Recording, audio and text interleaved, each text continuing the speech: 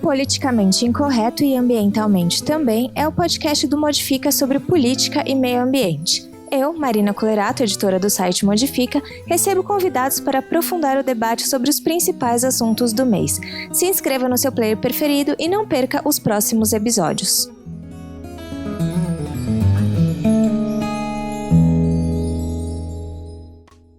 Começamos o episódio 6 do Politicamente Incorreto, dessa vez em um formato especial.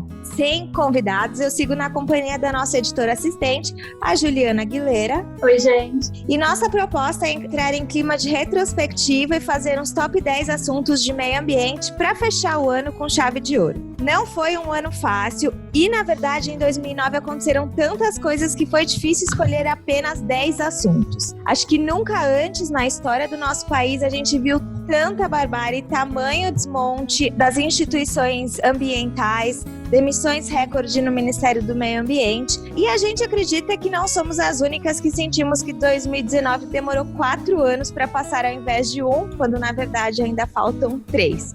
Então, sem mais delongas, vamos que a lista é grande. Ju, qual é a primeira notícia para começar a nossa retrospectiva? A gente começa com um dos maiores crimes ambientais, industriais e humanitários da nossa história, que foi o rompimento da barragem da mina do Córrego do Feijão, em Brumadinho, em Minas Gerais, no dia 25 de janeiro. 2019 mal tinha começado e a gente já tinha ganhado esse soco no estômago. O incidente aconteceu 3 anos depois do rompimento da barragem de Mariana, mostrando a verdade que ninguém quer enxergar. Nada mudou, que foram os mesmos atores, em outros cenários, mais precisamente a 2 horas e 18 minutos de Mariana. Foram 12 milhões de metros cúbicos de rejeitos, 252 mortos e 18 desaparecidos. É impossível a gente falar de Brumadinho sem mencionar Mariana, porque isso é o mesmo sistema de exploração, de não responsabilização dos atores principais, de descaso com a vida da população afetada e do meio ambiente. A responsável pela barragem que se rompeu em Mariana é a Samarco, cuja metade das ações é controlada pela Vale. Já em Brumadinho, a barragem era de total responsabilidade da mineradora. Nenhum executivo da Samarco ou da Vale foram presos e, segundo o levantamento da Folha, a empresa já acumulava processos ambientais que poderiam resultar em condenações de 7,93 bilhões de reais, sem contar as tragédias de Mariana e Brumadinho. Em Mariana, nem 10% do total das multas foram pagas até hoje. Já em Brumadinho, a empresa foi multada por diversos órgãos e responde a diversos inquéritos. Somente os do Ministério Público de Minas Gerais somam 4. Mas por hora a gente não tem nada concluído.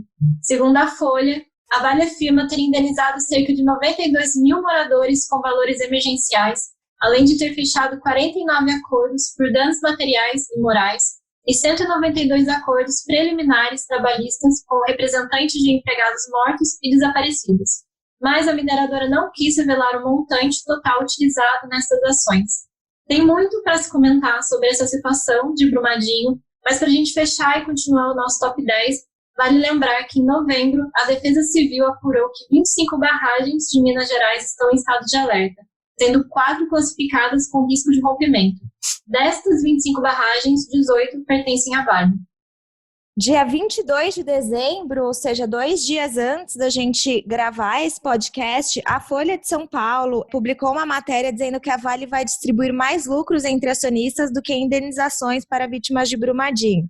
Então, são 7,25 bilhões de dividendos distribuídos para acionistas, enquanto a Vale deve gastar aí 6,55 bilhões em danos, indenizações e despesas pelo desastre. Na verdade, eu acho que o que vale a gente, antes da gente passar para o próximo, é ver um pouco entender um pouco desse funcionamento, né? Me surpreende muito que, na verdade, as ações da Vale não tenham despencado e ela volta de novo a ter alta, fechou o ano com a maior alta desde Brumadinho. Então, o que me fica é que, enquanto a gente tem uma tendência de responsabilizar indivíduos por danos até muito menos consideráveis, a Vale, que deixou centenas, dezenas de mortos, segue sem nenhuma responsabilização, né? Uma responsabilização financeira que, quando a gente coloca na ponta do lápis, a gente vê que, na verdade, ela segue ainda ganhando muito dinheiro. Então, acho que isso é bastante representativo representativo do nosso sistema, enfim, de como as coisas funcionam. E mais do que talvez a gente pensar nos números, é pensar em como é que o status quo permanece, como é que a Vale continua fazendo negócio, como é que as mais de 20 barragens continuam na mesma situação. Então, enfim,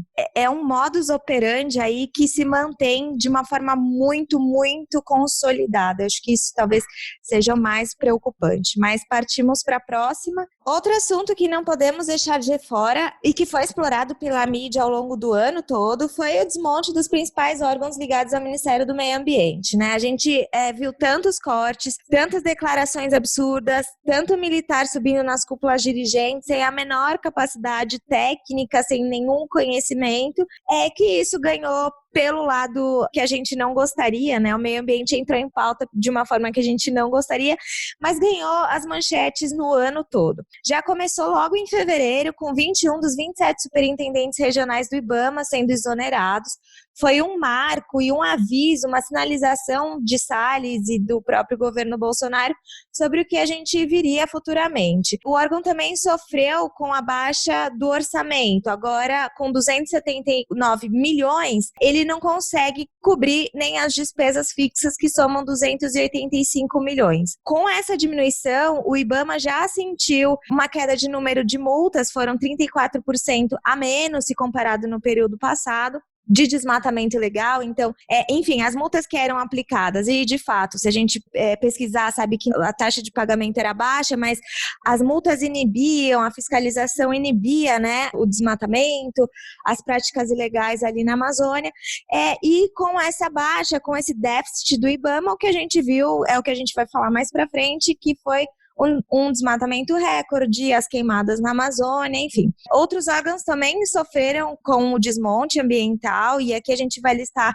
rapidamente. No início de janeiro, o presidente Jair Bolsonaro atendeu o desejo da bancada ruralista e não só exonerou todos os diretores da FUNAI e ameaçou gravemente as demarcações dos territórios indígenas, e o que a gente vê hoje é uma movimentação do órgão muito mais concentrada em ceder áreas de preservação, áreas de povos originários para exploração extrativista, do que realmente fazer o seu papel que a FUNAI sempre fez, que era de proteção dos territórios e proteção dos povos originários.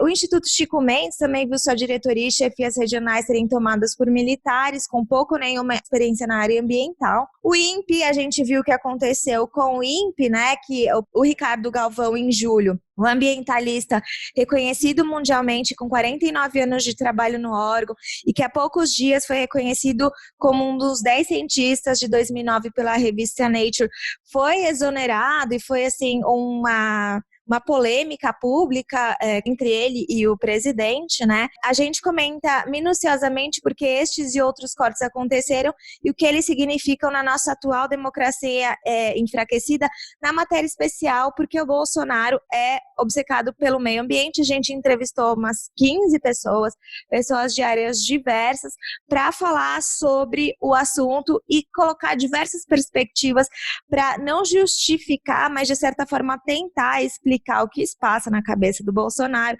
do Salles e da sua trupe para fazer isso que a gente está vendo e que a gente vai ver. 2020 não deve ser melhor do que 2019. E o oitavo lugar é um respiro nesse desmonte para falar de força coletiva de base, de grupos que encaram essas agressões verbais e físicas na pele todos os dias. Em agosto, aconteceram em Brasília 2 marchas emblemáticas para a nossa democracia: a primeira marcha das mulheres indígenas e a 6ª marcha das margaridas.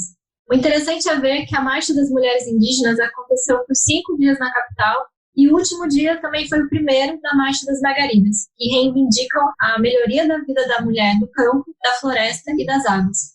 Então a gente tem aí, né, presente nas ruas de Brasília por uma semana 100 mil mulheres gritando em coro que elas não estão só na sua luta e que o governo, ainda que bem claro em suas falas e atitudes, ele tem que ouvir e respeitar esse grupo. O lema da primeira marcha das mulheres indígenas foi território, nosso corpo, nosso espírito, e o manifesto entregue por elas elenca 14 pautas consideradas urgentes, como a demarcação das terras indígenas, o direito irrestrito ao atendimento diferenciado à saúde e o aumento da representatividade das mulheres indígenas nos espaços públicos. Já a 6ª marcha das margaridas teve o tema Margaridas na luta por um Brasil com soberania popular, democracia, justiça, igualdade e livre de violência.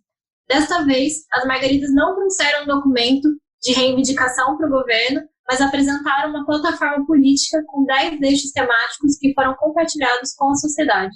No Modifica, a gente fez uma matéria sobre a história da marcha, as suas conquistas, o cenário atual da mulher do campo, da floresta e das águas, e por que as Margaridas tomaram essa decisão de não dialogar com o governo nessa edição.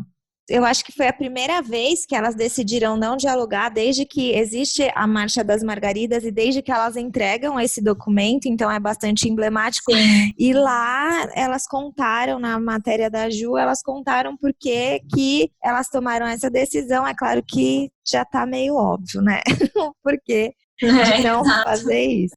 O nosso 7º lugar vai para o tema mais falado deste segundo semestre, que sem brincadeira pegou fogo, tudo pegou fogo, a Amazônia inclusive pegou muito fogo. Ao longo do mês de agosto tivemos focos de incêndio bem concentrados no bioma Amazônia e Cerrado, chegando ao Pantanal e a Caatinga. Mas o que assustou mesmo foi o Dia do Fogo, que aconteceu nos dias 9 e 10 do mês de agosto, ao longo da rodovia BR-163, que corta as reservas florestais das cidades de Novo Progresso, Altamira e São Félix do Xingu, no Pará. Segundo a BBC Brasil, o crime resultou em 124 queimadas em Novo Progresso apenas no dia 10. Altamira e São Félix do Xingu registraram 585 e 352 focos de incêndio, respectivamente, entre os dias 6 a 11.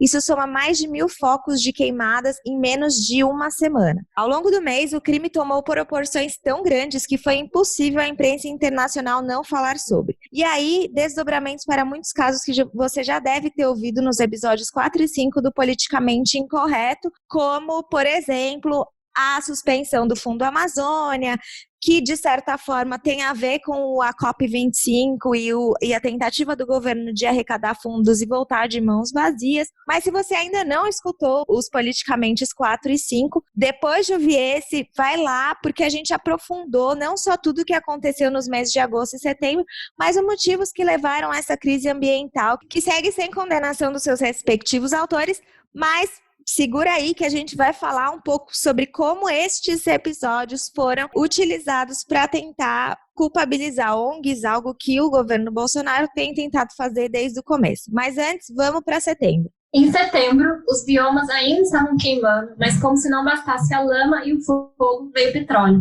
A gente fala, é claro, do vazamento de óleo no Nordeste brasileiro, que é considerado a maior tragédia ambiental da nossa história.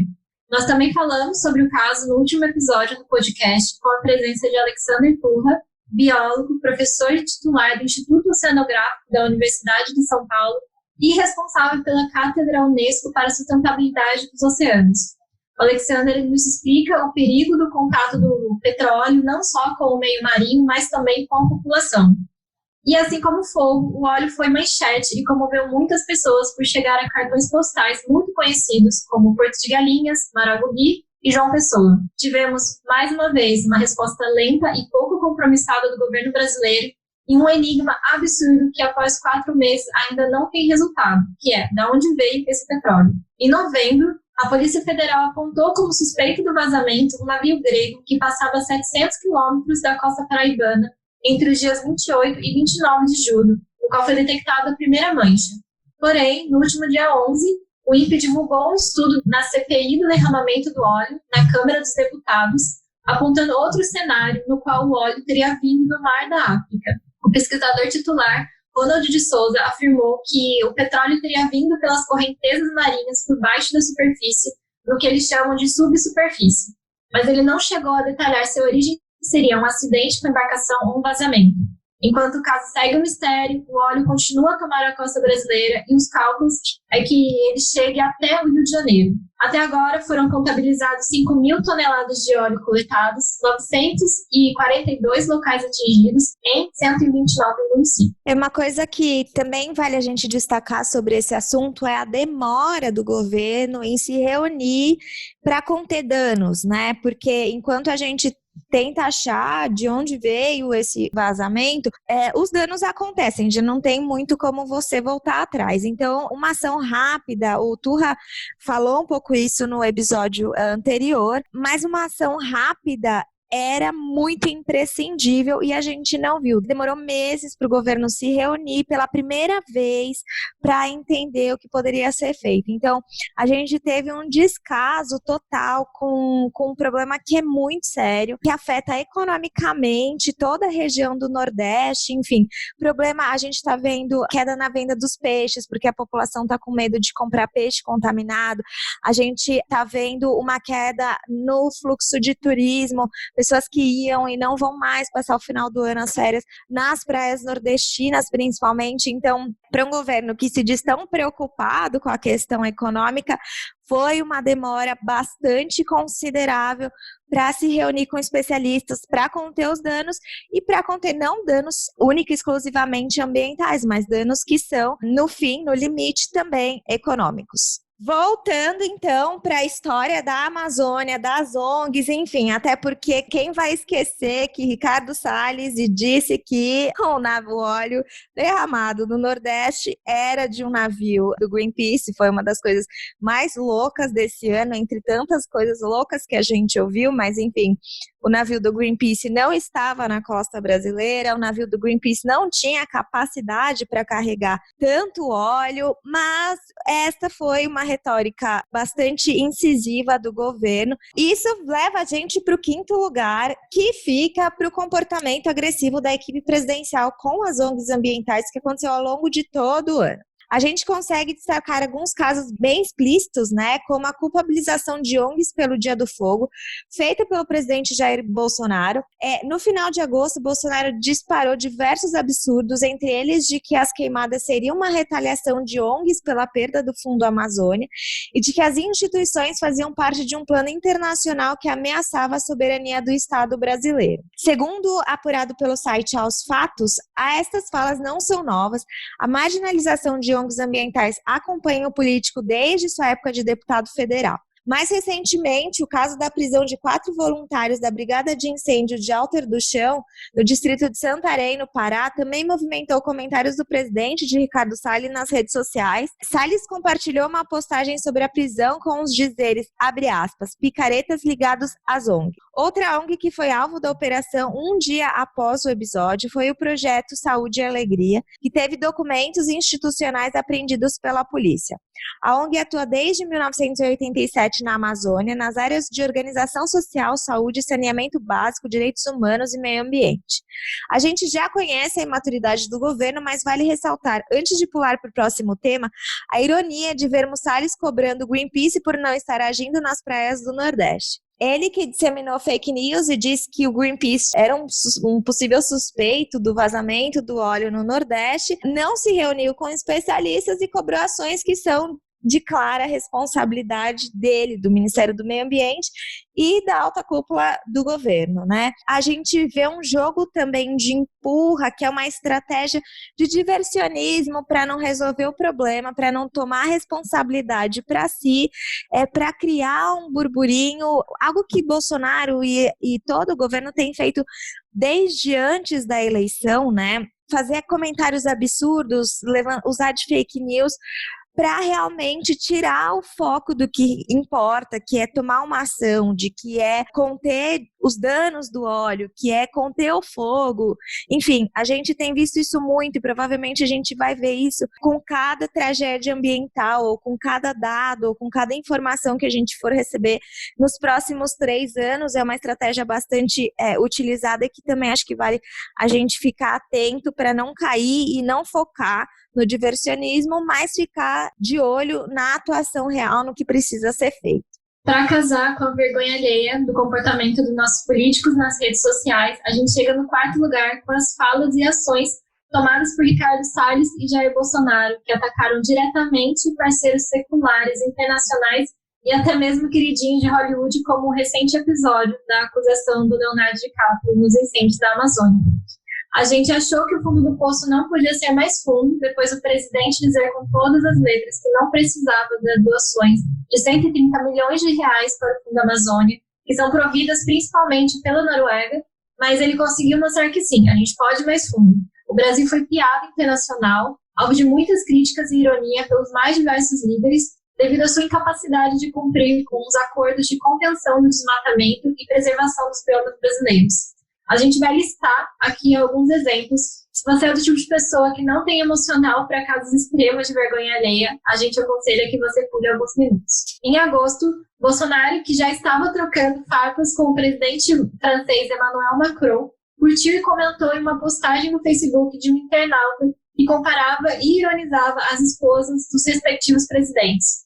Em setembro, com medo de perder o investimento de empresas americanas devido às notícias da Amazônia pegando fogo, Ernesto Araújo, ministro das Relações Exteriores, não só contestou dados divulgados pela NASA, com a fala de que satélites não sabem diferenciar fogueiras de acampamento de incêndios, mas também se reuniu na Heritage Foundation, que é uma think tank conservadora e negacionista do colapso climático. A gente estava na expectativa do que ia ser o discurso do Bolsonaro na abertura da Cúpula do Clima, que aconteceu em Nova York, na véspera da Assembleia Geral, em setembro, mas, por sorte, a ONU nos poupou deste desastre e vetou o discurso do presidente. Mais recentemente, a gente também tem um episódio do Bolsonaro xingando a Greta de pirralho, mas a gente vai fechar esse tema com o prêmio de cara de pau do ano, que vai para Ricardo Salles, que pisou na COP25 em Madrid, com o discurso de que o Brasil é modelo em conservação ambiental e que, por isso, a gente merece receber pelo menos 10 bilhões de dólares dos países desenvolvidos integrantes do Acordo de Paris. É claro que essa argumentação vazia não deu em nada. Só fez a gente passar mais vergonha. Na COP25, o Brasil, ao contrário de todos os anos, foi um dos países que travou acordos. A COP durou 2 dias a mais do que o previsto. Não conseguiu chegar a acordos, principalmente por causa dos Estados Unidos, Brasil e Austrália. A Austrália que está com o governo bastante negacionista, igual o nosso, complicou uma situação que já é complicada. A gente tem 10 anos para garantir que o aquecimento global não suba mais do que 1,5 graus, e 10 anos é muito pouco, e a gente vê uma COP que poderia resultar em alguma coisa, não resultando em nada, graças também aos nossos governantes. E depois da COP, mais uma vez mostrando tamanha infantilidade, tamanho descaso, tamanha responsabilidade com a vida de milhares de pessoas, né, que sofrem, que já estão sofrendo, mas que vão sofrer ainda mais com as alterações climáticas. Salles postou uma foto de churrasco, ironizando que o churrasco era vege para compensar as emissões das viagens de avião para a COP. Foi assim de um mau gosto que a gente não tem nem palavras para comentar, mas que simboliza talvez todo este desgoverno, né? Toda essa estratégia de colocar o meio ambiente como uma chacota ou algo à parte, ou algo que não afeta de fato a vida das pessoas. É vergonha em cima de vergonha para um país que sempre foi protagonista por causa da Amazônia, por causa de diversas estratégias que teve nos últimos anos para proteção principalmente da floresta, né? É assim estarrecedor, e a gente não pode esperar muito. Os Estados Unidos sai do Acordo de Paris. Eu acho que a gente tem que ficar cada vez mais incisivo em mostrar as relações das mudanças climáticas com a questão econômica, como isso afeta as pessoas, algo que Ricardo Salles parece não reconhecer, e mais do que isso, né? Parece zombar ou afastar, e é uma estratégia de colocar essa pauta em segundo plano, uma pauta que é tão urgente. Fica nossa atenção aí para a urgência da gente mostrar as relações das coisas e como o governo vem tentando afastar essas relações para fazer o que bem entende. O nosso terceiro lugar fica para a possível maior mina de ouro a céu aberto que espera licenciamento ambiental para operar ao lado de Belo Monte. Pois é, ao lado da maior usina hidrelétrica brasileira, que, na verdade, tem baixa produtividade. Talvez vale falar isso daqui a pouquinho. A gente constrói uma usina hidrelétrica que não tem capacidade de usar energia, e agora a gente pensa em construir outra. Mas enquanto a gente não construir outra, a gente pensa na maior mina de ouro a céu aberto, que vai impactar ainda mais o rio Xingu, que já sofre hoje com a diminuição de até 80% da sua vazão no trecho da Volta Grande. Se você não leu a reportagem intitulada "A Notícia é Esta, o Xingu vai morrer", da jornalista Eliane Brum, publicada no El País em setembro, a gente aconselha fortemente a ler para entender o que Belo Monte já causou na região E a partir dali você começa a entender por que a mina de ouro é tão perigosa. O projeto arquitetado pela empresa canadense Belo Sun irá piorar o quadro de miséria já vivida pelos povos indígenas e ribeirinhos da região, que tinham como meio de subsistência principal a pesca. Belo Sun comprometerá seriamente o rio Xingu e abarcará uma série de danos socioambientais difíceis de prever no momento, mas as projeções já falam em impactos maiores que os de Belo Monte. A Belo Sun tenta implementar um empreendimento já há alguns anos. Eles conseguiram o licenciamento ambiental da Secretaria de Meio Ambiente do Pará, mas em 2017 o Tribunal Regional Federal da Primeira Região suspendeu o aval. O Ministério Público Federal apelou para a Justiça Federal, alegando que a licença ambiental deveria ser emitida pelo IBAMA, já que a Secretaria de Meio Ambiente do Pará não possui poder para legitimar tal processo que está em uma área de dominialidade federal. Ou seja, em resumo, o empreendimento está parado, enquanto as instâncias estadual e federal discordam e brigam. Enquanto isso, a população vive uma situação de miséria e descaso surreal. A gente não sabe nem como explicar isso de uma forma coerente, porque é essa sensação, o nível de inocência é tão grande que não tem nada que explique o que foi feito na região de Altamira. A gente vai aprofundar um pouco mais o assunto após o top 1, com dicas de leituras e vídeos para vocês conferirem ainda em 2019, com alguns conteúdos bem voltados para essa situação no Pará. Mas segura que já a gente entra nessa. Bora para o segundo lugar. Seguimos com a concessão da exploração de petróleo no Parque Ambiental de Abrolhos, arquipélago no sul da Bahia. Enquanto a gente se assustava com as manchas de óleo no litoral do Nordeste, a Agência Nacional do Petróleo, Gás Natural e Biocombustíveis promovia no Rio de Janeiro a 16ª rodada de licitação de blocos para exploração e produção de petróleo e gás natural. Isso quer dizer que eles abriram leilão para a região que possui os maiores e mais diversificados recifes de corais do Atlântico Sul. Abrolhos é um ponto importantíssimo para a biodiversidade marinha, porque também é o principal berçário das baleias jubarte, que estiveram em risco de extinção desde a década de 90 e saíram deste quadro somente em fevereiro deste ano. A região também é abrigo para áreas de reprodução e alimentação de aves e tartarugas marinhas. O resultado do leilão poderia ser cômico se toda a situação não fosse tão problemática. Isso porque 70% das áreas não receberam lance das empresas pela preocupação das mesmas com as licenças ambientais. O curioso é ver que no primeiro semestre, o presidente do IBAMA, Eduardo Bin, liberou a exploração de petróleo na área, indo contra o posicionamento do próprio IBAMA. E é claro que o Ministério Público Federal desconsiderou essa atitude, afirmando que era um ato ilegal e isolado.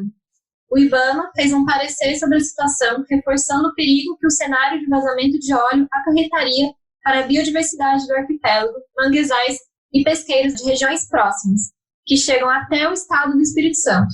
Citando o documento, abre aspas, a depender do tempo de chegada do óleo a estas áreas sensíveis, não há estrutura de resposta que seja suficiente dentro dos recursos hoje disponíveis em nível mundial para garantir a necessária proteção dos ecossistemas. Fecha aspas. E eu acho que é importante a gente ressaltar que não tem como nenhuma empresa garantir risco zero, né? Como a gente viu no Golfo, como a gente viu no Brasil, o vazamento do petróleo, ele é dado, não é se ele vai vazar, mas quando ele vai vazar. Então, a gente abrir tamanha possibilidade é irresponsável, ainda mais se a gente considerar que se não há estrutura de resposta que seja suficiente, quando elas são existentes, né? Imagina quando elas são inexistentes, como a gente viu com o Nordeste. Então, assim, é muito arriscado e, por um lado, é uma vitória que 70% das áreas não tenham recebido lances das empresas pela preocupação, enfim, até mesmo pelo backlash imagético que isso pode causar nas suas marcas e como é que isso pode desenrolar ao longo do tempo. Bom, a gente chega ao top 1 e acredite, ainda tem muita coisa para falar, mas a gente escolhe como último tema a liberação da plantação de cana-de-açúcar nos biomas Amazônia e Pantanal. Em novembro, Bolsonaro chegou a revogar um decreto de 2009 que impedia a expansão da atividade em regiões sensíveis e, digamos, inviáveis por conta das condições climáticas, no caso, a Amazônia e o Pantanal. Bom, a gente precisa entender primeiro o que foi esse decreto. Ele limitava a área da atividade da monocultura a 7,5% do território brasileiro, concentrado principalmente na região Centro-Sul. Em março de 2018, pesquisadores do Instituto Nacional de Pesquisas da Amazônia publicaram um artigo na revista Science, que é considerada internacionalmente a principal referência de artigos científicos, refletindo nos principais efeitos que o fim do zoneamento da cana acarretaria para a região. Eles fizeram isso porque, naquela época, o senador Flecha Ribeiro, do PSDB do Pará, entrou com um projeto de lei para a liberação do cultivo na Amazônia. Entre os pontos destacados pelo estudo, foi identificado o efeito de borda, que significa que mesmo se a cana é produzida em um determinado espaço, o espaço que entra em contato com essa produção também sofre impactos negativos na fauna e flora. Outra problemática apontada foi o deslocamento que outras monoculturas e a pecuária sofreriam por conta disso, acarretando um risco maior de desmatamento nos biomas. Um ponto curioso que a gente pode levantar aqui é que claramente essa atitude do presidente fala de interesses do agro com o mercado internacional e a venda do biocombustível provido da cana. Porém, o que viabilizou essa movimentação também foi o parecer da União da Indústria de Cana-de-Açúcar. Em março do ano passado, quando o assunto surgiu, a entidade havia se posicionado contra, expressando preocupação com a imagem do etanol brasileiro no exterior, já que tal decreto que limita essas áreas era tido como um selo de sustentabilidade da produção brasileira e era bem visto pelo mercado europeu. Em 2019, no entanto, a fala foi outra. A União afirma que tal credibilidade não vai ser abalada, porque o tal selo já é garantido pelo Código Florestal de 2012 e nas exigências de desmatamento zero do programa Renova Bio, uma política instituída em 2018 que visa o aumento da produção e consumo de biocombustíveis no país como meio de chegar aos objetivos ambientais do Acordo de Paris. Agora, pontuando aqui, o autor da Lei Renova Bio é o mesmo presidente da União da Indústria da Cana-de-Açúcar, o deputado federal Evandro Gussi, do Partido Verde. Ele assumiu a presidência em março deste ano e a gente vê mais uma dobradinha entre político e agroruralistas defendendo seus próprios interesses. Ou seja, assim como outros temas que a gente falou aqui, a gente vê que é tudo uma questão de acordo político, interesse comercial e pouca ou nenhuma preocupação com temas que são realmente urgentes, como o desmatamento, a devastação ambiental, o colapso climático e, no fim de tudo isso, a vida dos brasileiros que depende dos biomas para sobreviver, ou seja, todos nós, né? Foi um ano bastante louco, bastante conturbado, a gente não espera nada muito melhor para 2020, infelizmente, acho que todas as previsões políticas, não só no meio ambiente, mas em todas as outras instâncias, na educação, na saúde, na segurança pública, no combate à desigualdade, elas seguem o mesmo tom, que não é pessimista, mas é um realismo sombrio que a gente pode esperar.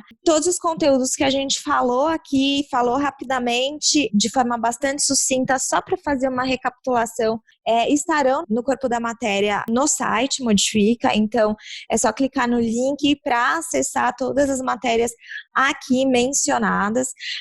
Tem muito conteúdo interessante para ler, é claro que a gente fica com um sentimento de pessimismo ou estafa, de não querer mais notícia ruim, mas acho que é muito importante a gente entender as movimentações para 2 pontos, eu diria. O ponto principal é entender como é que a gente pode agir, então, de outra forma, como é que a gente pode se organizar para conter esses regressos, né, que a gente está vendo aí, essas absurdidades, porque se a gente for pensar, meu Deus do céu, em liberar a plantação de cana-de-açúcar na floresta amazônica, numa região já tão sensível, a gente já viu que deu com cerrado, a gente está vendo tudo acontecer, enfim, como é que a gente contém isso, né?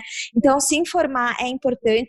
E, por outro lado, também, acho que a segunda coisa que é muito importante a gente entender o que está acontecendo é tentar entender e narrar isso para outras pessoas, né? Não é só o governo Bolsonaro ou Salles que considera o meio ambiente uma questão secundária, que entende proteção ambiental como preservar a árvore por preservar a árvore, né? Há muita desconexão entre a importância da proteção ambiental e a manutenção da qualidade de vida, do fluxo de chuvas, da própria agricultura, da própria agropecuária. Então, quanto mais a gente entende as correlações, mais fortes os nossos argumentos e mais robusta a nossa narrativa para explicar que proteção ambiental é também proteção social, e não é só proteção social dos povos da floresta, dos povos ribeirinhos ou das pessoas que vivem nas localidades afetadas.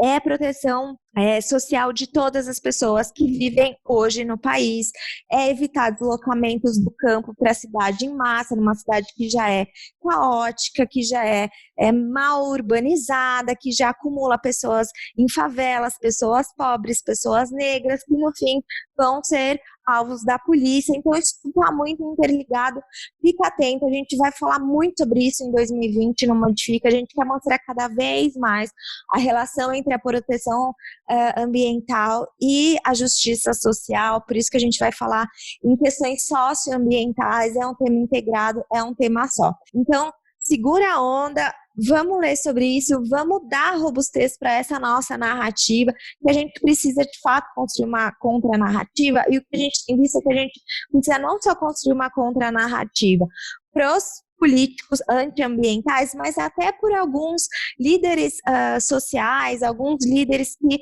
ainda defendem essa visão conexa entre meio ambiente e natureza.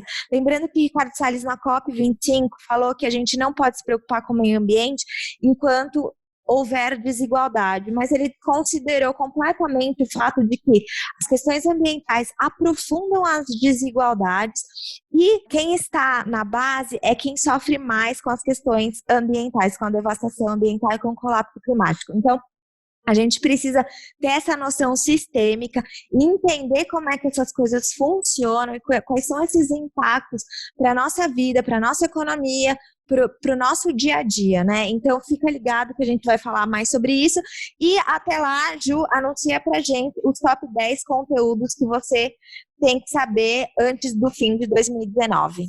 Bom, a gente selecionou, então, 10 conteúdos para você ficar sabendo antes do fim de 2019.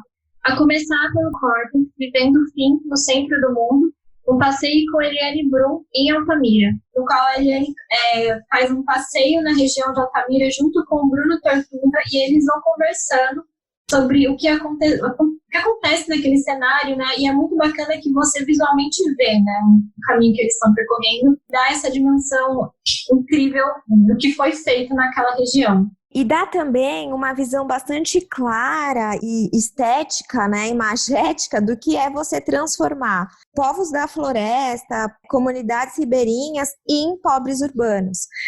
Isso fica muito claro ali, e talvez para quem nunca pensou sobre isso, sobre essa relação entre destruição ambiental e pobreza urbana, este episódio do Córtex pode trazer isso visualmente de forma bastante latente. A Eliane fala sobre isso exatamente dessa forma. Então, é muito interessante para entender, de fato, o sistêmico da coisa.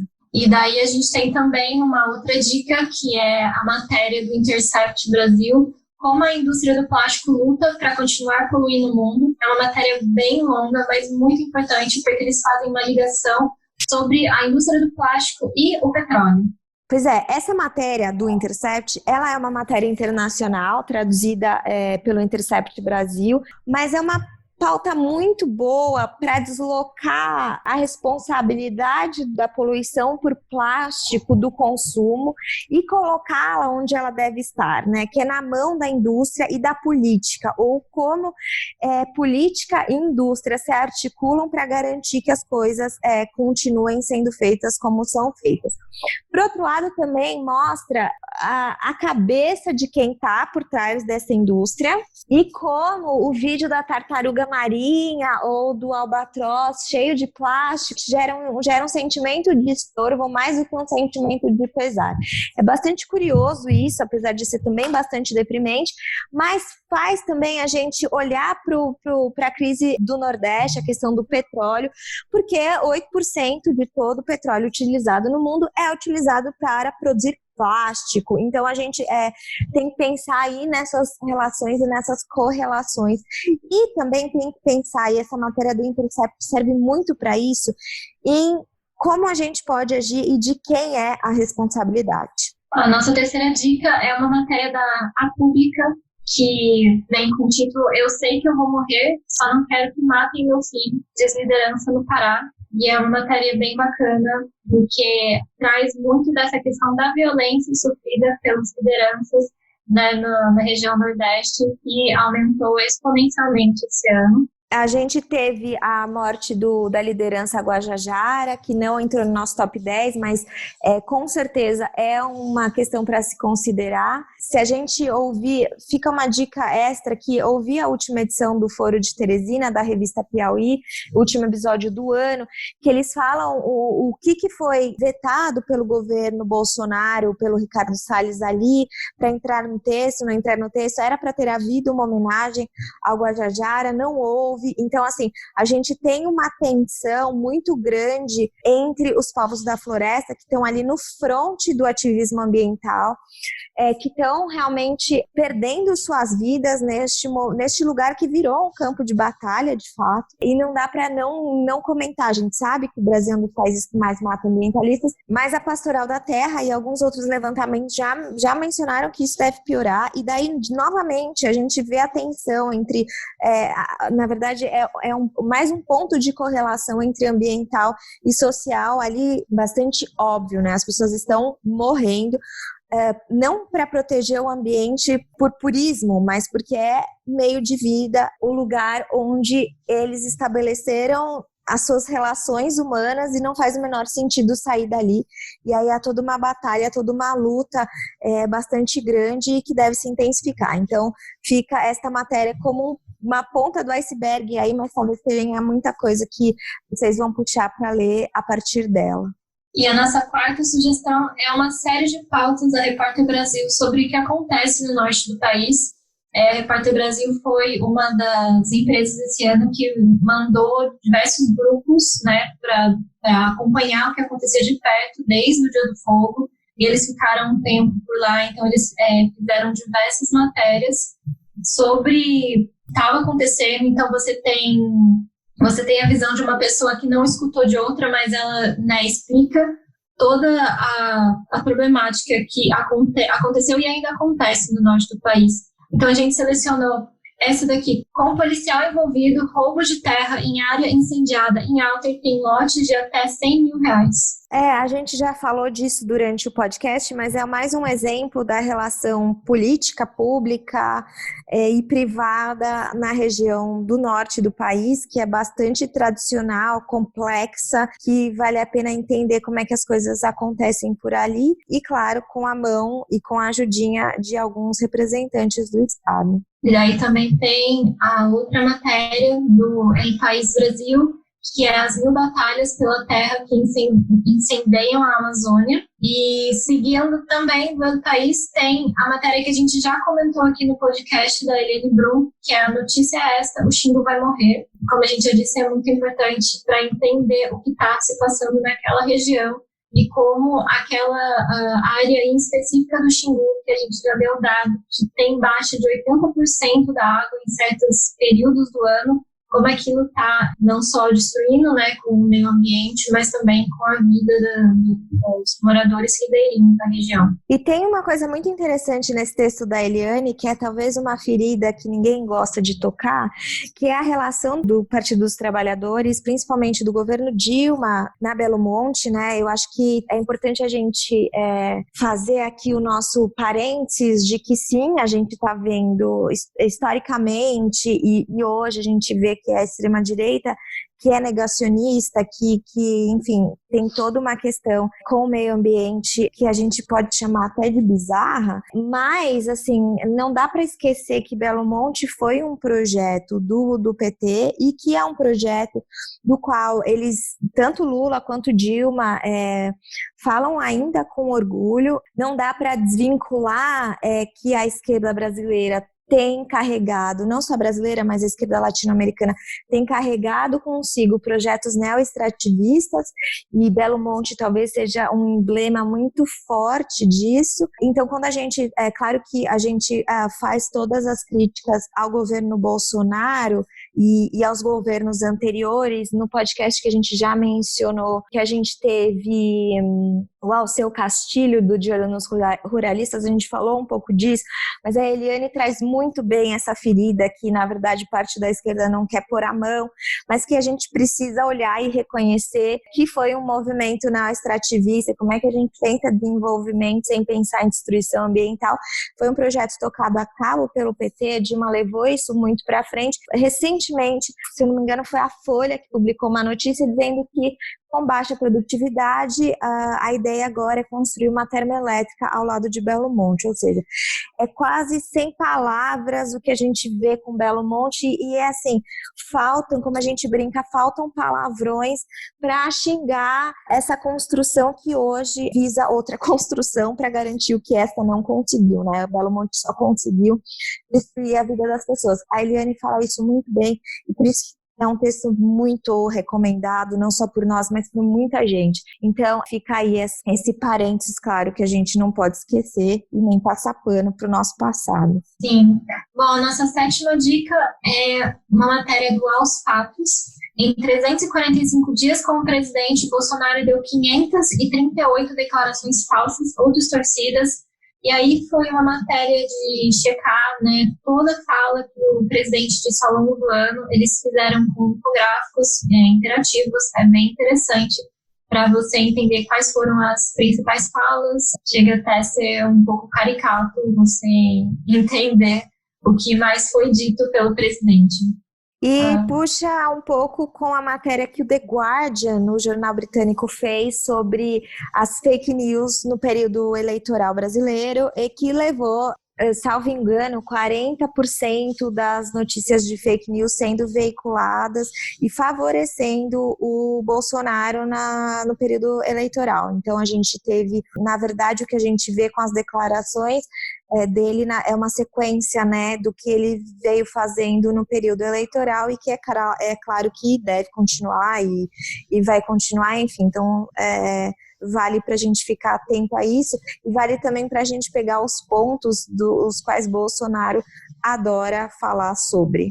E a gente também traz como 8ª dica, também da agência pública, agrotóxico mais encontrado em frutas e verduras no Brasil é fatal para abelhas. A gente teve esse ano uma liberação absurda de número de agrotóxicos, tem até uma conta no Twitter, quase todo dia está ali batendo os dados, porque a gente até se perde nas informações, né? São cargas e mais cargas de agrotóxicos sendo jogados no Brasil, muitas que não são permitidas no exterior, que já existem comprovações da toxicidade, né? Tanto para a fauna, para a flora, enfim. E vale lembrar que, então, a gente já teve uma matéria grande esse tempo atrás, né? Falando sobre a morte das abelhas em massa aqui no Brasil. E aí a gente traz essa, porque é um ponto fundamental. Esse perfil no Twitter que você mencionou, acredito que seja da parceria entre a Pública e a Repórter Brasil, que se uniram para acompanhar as movimentações do Congresso, as movimentações políticas e também as movimentações das empresas de agrotóxicos com relação a liberações, o que é aprovado, o que não é. E é um perfil que é muito necessário se a gente for considerar o Brasil um país que utiliza agrotóxicos à torto e à direito, com uma bancada ruralista sempre ávida a liberar cada vez mais veneno ou, como eles gostam de chamar, defensivos agrícolas. A dica número 9 é uma matéria do Valor, que chama Quem Fracassa São os Governos, Não as Reuniões do Clima, que se refere muito, né, foi feito após a COP25, que, como a Marina já falou aqui, foi uma vergonha sem precedentes do Brasil, não resultou em nada para a gente. O Brasil foi um protagonista muito importante para que também não resultasse nada, né, no final das contas. Há até uma dúvida posta, será que Ricardo Salles queria realmente voltar com dinheiro? Porque outros países, como a Indonésia, voltaram com acordos milionários para receber dinheiro para proteção ambiental, proteção da floresta.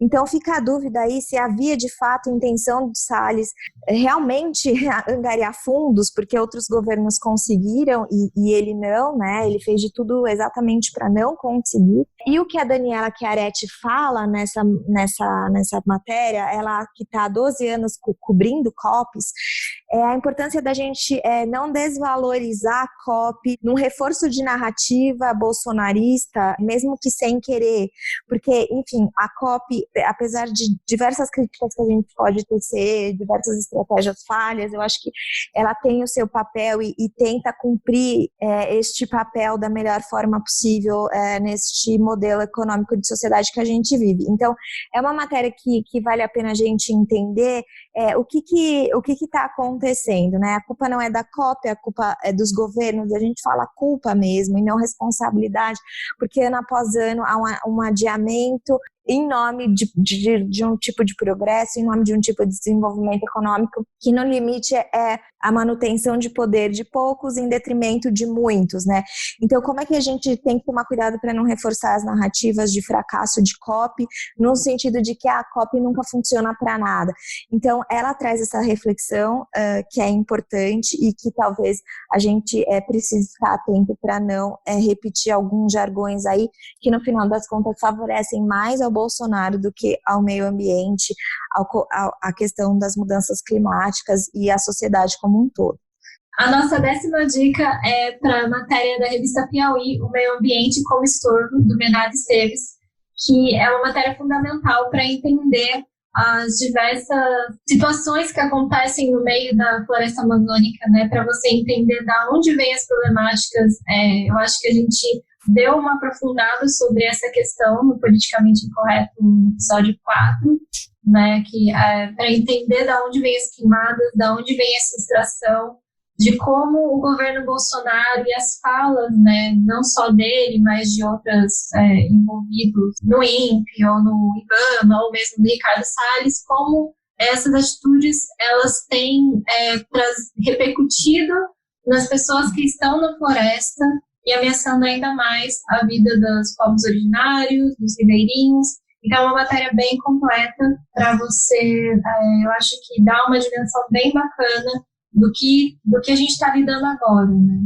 E tem também a questão de que o Bernardo, ele conversa com agropecuaristas e agroruralistas de diversos escopos, inclusive escopos ideológicos, que parte dos quais, inclusive, viam Bolsonaro como uma ameaça de extinção do Ministério do Meio Ambiente. Ironicamente, foram os ruralistas que conseguiram manter o Ministério do Meio Ambiente, principalmente por conta de exportação. A gente percebe que há uma preocupação por parte deles ali com a matéria do Bernardo.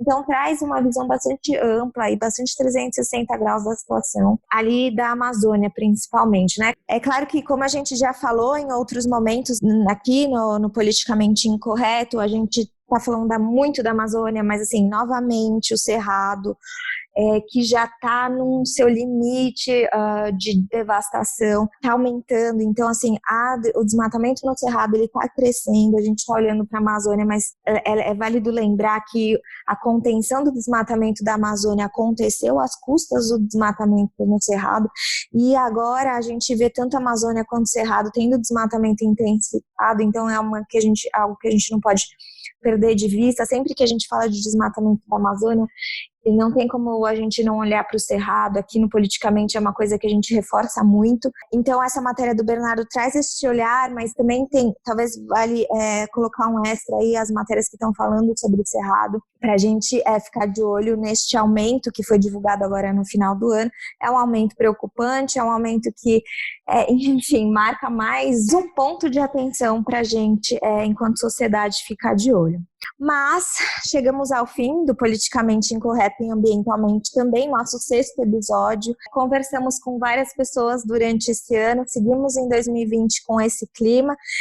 Encerramos esse especial. Ju, obrigada pela presença, de estar com a gente. Ju, que é responsável, inclusive, por fazer grande parte do Politicamente Incorreto, correndo atrás das pautas, falando com os entrevistados, ajudando a gente a produzir este podcast, que infelizmente em 2019 tem sido pura depressão, mas a gente precisa dele, talvez, né, para lançar à luz alguns temas. Seguimos em 2020, agradecemos a audiência de 2019, foi ótimo. A gente viu algumas pessoas compartilhando suas retrospectivas no Spotify, a gente viu o Politicamente Incorreto por aí, entre os mais ouvidos, por a gente, muito bacana, muito legal a gente estar nesse lugar. Ju, muito obrigada, nos vemos o ano que vem. Um ótimo final de ano para vocês, muita força que a gente vai precisar no ano que vem. Até o próximo Politicamente Incorreto e Ambientalmente também.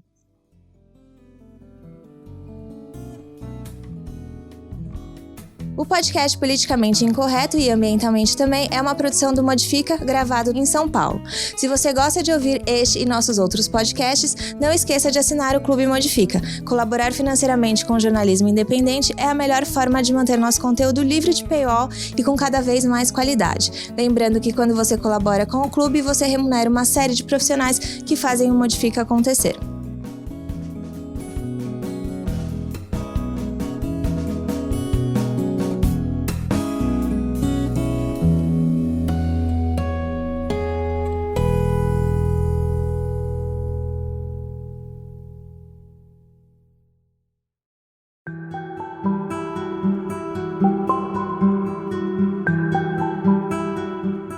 Conheça Ecofeminismos, Mulheres e Natureza, nossa série que pauta a importância da conexão das mulheres com os seres não humanos e o meio ambiente. A série tem como objetivo abordar as questões éticas e morais, além das questões culturais, sociais e econômicas relacionadas ao feminismo, veganismo e ecologia. Ecofeminismos, Mulheres e Natureza faz parte do trio de podcasts do site Modifica.